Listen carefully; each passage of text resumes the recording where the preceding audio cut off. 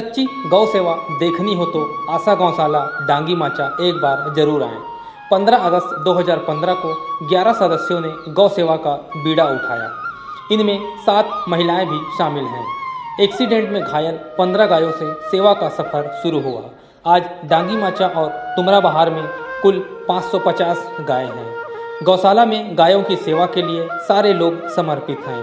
सबसे खास बात यह है कि यहाँ के लोग किसी से चंदा नहीं मांगते, लेकिन इनकी सेवा देख गौ सेवक स्वेच्छा से सहयोग करते हैं।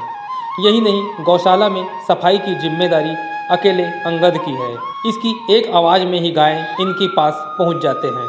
गोदावरी और किरण को देखते ही गाय झुंड में इनके पास झूम जाती है।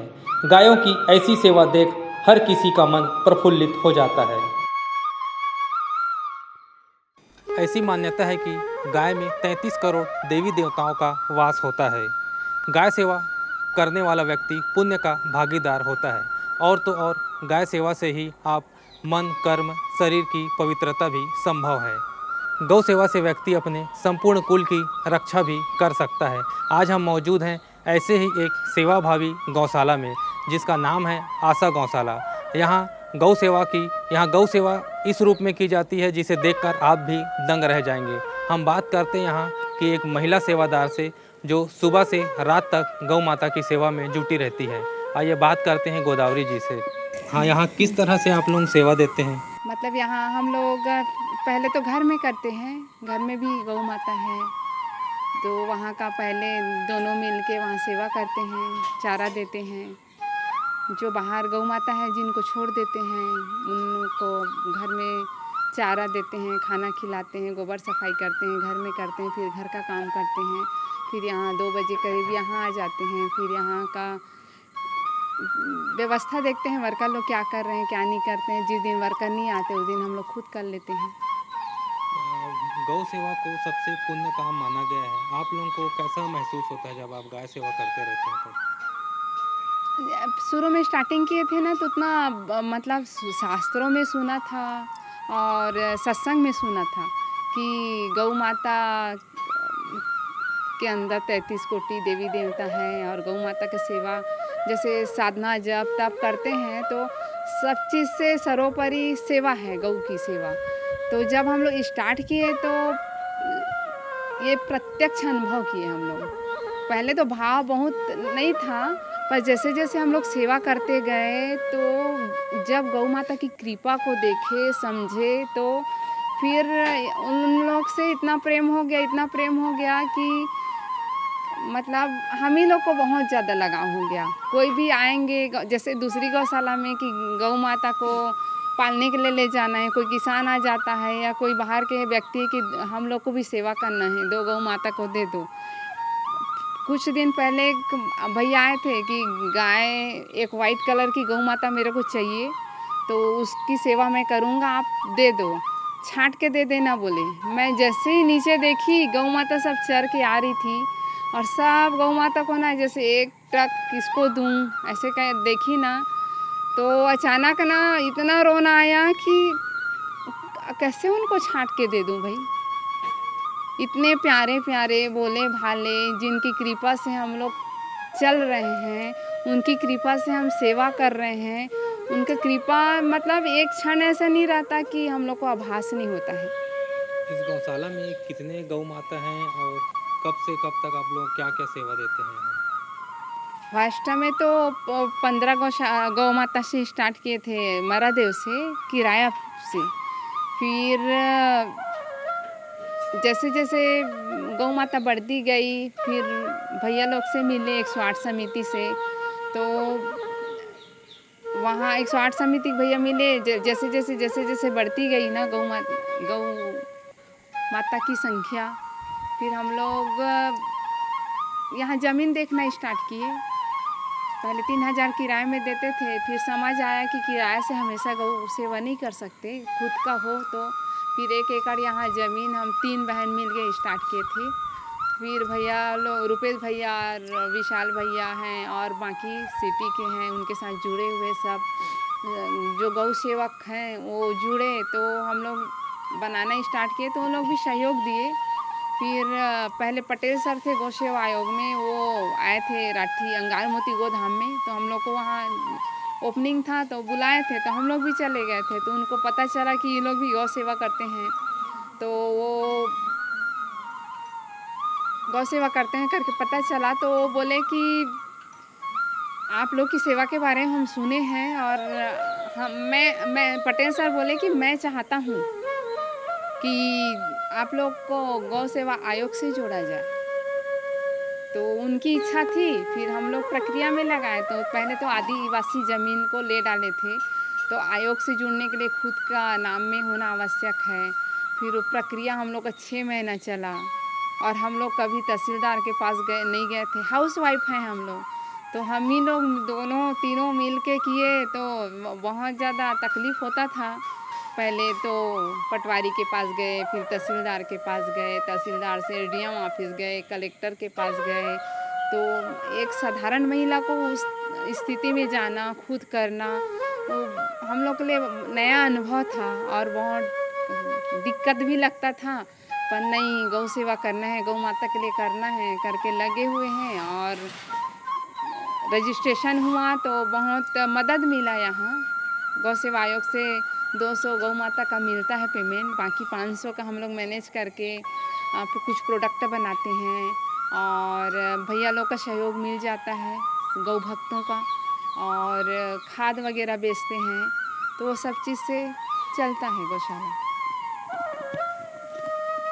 इस गौशाला में ज़्यादातर ऐसे गौ माताओं को रखा गया है जिन्हें तस्कर कत्ल खाना ले जा रहे थे, या फिर ऐसे गौ माता हैं जो कहीं शहर या सड़कों में घायल मिलते हैं।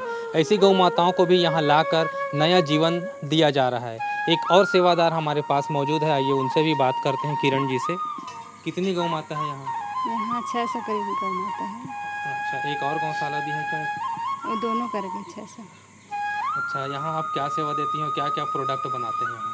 यहाँ फिनाइल, गौझरण और रेडिएशन चिप, मूर्ति, दिया, और जैसे माला है गोबर का, ये सब बनाते हैं। जैसे मूर्ति बनाते हैं, किनका बनाते हैं? क्या मनुष्य गोबर का भी बना सकते हैं क्या? बना सकते हैं पर भगवान लोग का बनाते हैं, जैसे लक्ष्मी माता है, गणेश जी भगवान है, ऐसे। अच्छा, तो ये मूर्तियों को फिर बनाने के बाद मार्केट में सेल बेचते हैं? करते हैं, पर्व में भी ज़्यादा होता है, बाकी ऐसे रहता है, मतलब समय नहीं मिल पाता ऐसे प्रोडक्ट बेचने का, डिमांड बहुत है। पर समिति मिलकर आप लोग की शुरुआत किए थे, शुरू में कैसा मन रहा आप लोगों का, फिर कैसे एकदम जुड़ते गए इससे? वही गौ माता की कृपा समझो, मतलब कैसे लगन सेवा करना है। बापूजी का प्रेरणा था मेन, मतलब बापू हमारे गुरुदेव है ना, बोले थे गौ सेवा करिए, सेवा करना था, कुछ भी सेवा करना था हम लोगों को। पहले वृद्धा आश्रम, अनाथ आश्रम में सब जाते थे, और बहुत सारा करते थे, मतलब बापू का ही सेवा करते थे अपन गुरुदेव का। तो गुरुदेव से प्रेरणा लिए कि गौ सेवा करो करके आज्ञा लिए, फिर हम सेवा करना है ऐसे जीवन में, इस टाइप का भाव है। हम बात करते हैं गौशाला के कर्णधार। इसे कर्णधार इसलिए भी कहते हैं कि ये सुबह 4 बजे से रात 10-11 बजे तक सेवा देते हैं। अब बात करते हैं हम यहाँ के सेवादार अंगद जी से। अंगद जी, बताएंगे आप किस तरह यहाँ गौ माता की आप सेवा करते हैं, और किस नाम से आप नाम रखें आप? गौ माता की सेवा यहाँ पे मतलब हम सुबह चालू करते हैं 4 बजे से सुबह चारा बना के देना, फिर दाना वाला पानी पिलाना, और उसके बाद फिर हम लोग को 9 बजे तक चारा हो जाता है इनका कंप्लीट। उसके बाद चरने जाते गाय लोग, और 550 गैया में सभी का नाम है। तो सभी का नाम में जैसे जो नाम जिनको याद है, जैसे गैया को वो लोग अपने नाम से आ जाते हैं पूरे। जैसे सिंधु है, और शिवाय है, गंगा है, नंदिनी है, और राधा है, यमुना है, मतलब जितने भी सब 550 सभी का नाम है, सब नाम को जानते हैं, सब आ जाते हैं नाम से। कब से आप इस संस्था से जुड़े हैं, और क्या सोचे थे कभी कि इतनी बड़ी संख्या में आप गायों का देख रेख करेंगे भविष्य में? नहीं, भविष्य ऐसे सोचे नहीं थे, मतलब मैं शुरुआत किए थे हम लोग गौशाला का, जो दुर्घटना गाय आती है ना, उससे शुरुआत किए थे। तो उस समय मेरे पास टोटल गई थी 15 गाय से शुरुआत किया था, ग्राम मरादेव से। तो मरादेव में हम लोग चालू किए थे 2015, 16 अगस्त 2015 से। तो धीरे धीरे यहाँ पे ज़मीन खरीदी की, मान लो ज़मीन खरीदी करने के बाद यहाँ पे बनाना चालू किए शेड। तो धीरे धीरे इतना अभी तक बढ़ा है। लोगों से आप गौ सेवा को लेकर क्या अपील करना चाहेंगे? एक ही अपील है कि मतलब गायों को ना अपने घरों में जो पाल रहे हैं जो लोग, वो घर से बेघर ना करे बस। जैसे जंगलों में ला के छोड़ देते हैं, जंगल में जो छोड़ते हैं जो गैया को, वो चाहे तो जाए कहाँ। जिस गांव में छोड़ते हैं वो गांव वाले उधर हटा के दूसरे गांव में फेंक देते हैं ले जाके, दूसरे गांव वाले तीसरे गांव में ले जाता है, फिर वो जाए तो जाए कहाँ, फिर कसाई खान लग जाती है। फिर कसाई खान से ले जाए, अगर कोई पुलिस वाले छुड़ा भी देता है तो वो रखे, पुलिस वाला रखे तो रखे कहाँ, थाना में 1 दिन रखेगा 2 दिन रखेगा, उससे ज़्यादा नहीं रख सकता। उसके बाद गौशाला ही वापस आना उसको फिर, और गौशाला में जाएगी गैया तो कितना, एक गौशाला में कितना रख सकते हैं, अधिक से अधिक 200, 300, 400, 500। अगर शासन सपोर्ट करे पूरे गौशालाओं को, अगर सपोर्ट करती है पूरा, अभी तो जितना कर रही है तो ठीक है, उतना पर्याप्त है। लेकिन अगर गाय की संख्या बढ़ती है, 1000 हो गई, 2000 हो गई, तो अगर शासन का सपोर्ट और बढ़े तो गौशालाओं की संख्या, गाय की जो संख्या और बढ़ती जाएगी है। लेकिन अपेक्षा है गाँव लोग से, किसान जो पालते हैं गैया को, वो बेघर ना करे, कम से अपने घर में 1-2 गैया तो रखे कम से कम।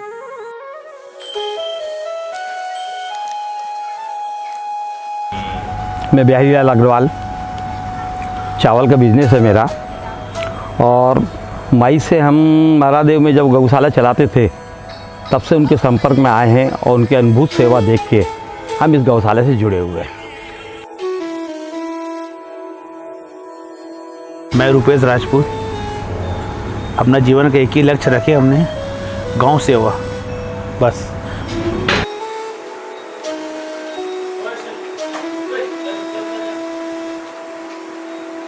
मैं विशाल गौरी,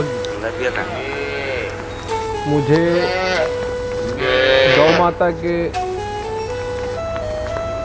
जो गौ माता का आशीर्वाद मिला है, जो उसने मुझे इस नौकरी में लगा रखा है, गौ माता की नौकरी कर रहा हूं मैं। और हमारे आदरणीय बाबूजी बिहारी लाल जी अग्रवाल, हमारे बड़े भैया रुपेश राजपूत जी, ये सब हमारे, एक ट्रेन होती है जिसमें एक इंजन होता है, तो ये हमारे इंजन हैं, उनके पीछे चलते हम उनके डब्बे हैं।